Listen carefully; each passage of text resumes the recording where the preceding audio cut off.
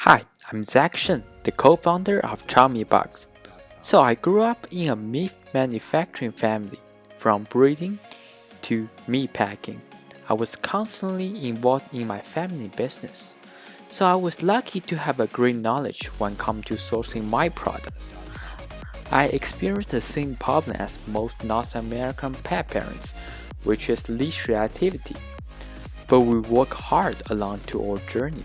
Eventually, I become a behavior trainer.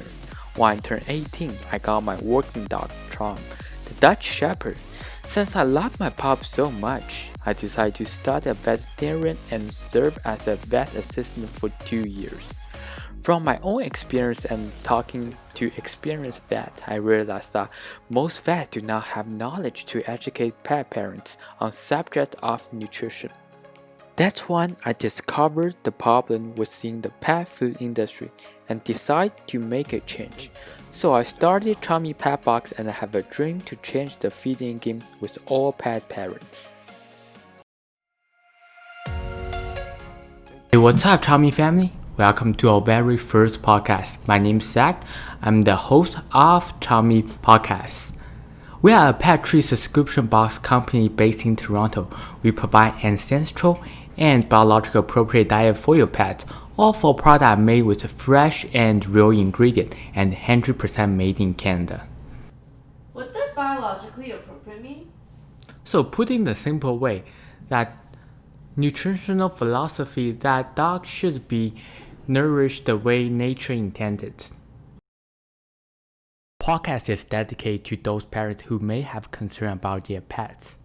This is seriously about nutritional health, daily behavior, and everyday trainings. So let's get started. Today I want to talk about why all dogs not eating their food. So I look at these issues as three perspectives. Firstly is your pup might feeling sick. Secondly is a natural behavior for them, which is fasting.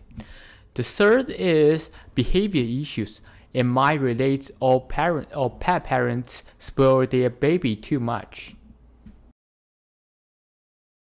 First of all, I want to talk about all pup might getting sick. Although loss of appetite is not indicate a serious disease, but seeking a veterinarian help is always recommended. Because it could be a sign of significant illness, including cancer, liver problems, and kidney failures. Lastly, really important is dental disease. This issue is actually really easy to verify.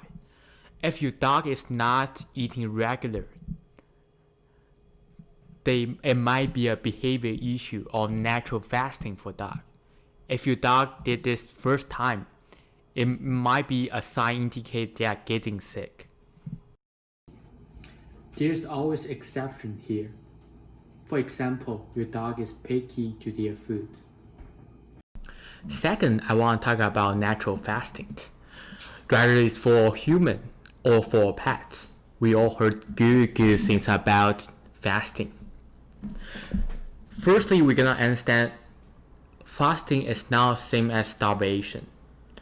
With systematic fasting, nutrient intake is enough to maintain all vital tissues. For example, like heart and muscle. Ideally, there's always additional supply conflict for liver enzyme required to deal with the breakdown of fat and relieve the toxin from the body. Starvation is when there's no reserve left in the body and insufficient intake of nutrients that vitals start to break down.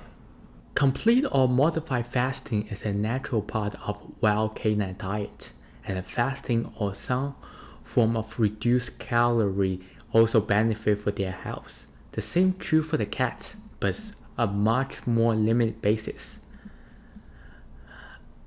Although fasting can be a natural behavior for your canine, but we always should put a close eye on them during this period. If your pet is already lacking the nutrient they take, fasting shouldn't take in the place. Always advise your vet for some recommendation. Thirdly, I want to look at this issue as a behavior issue. Back then, when I was a behavior trainer, I often get asked why a baby is not eating their food. I would ask the owners 3 questions.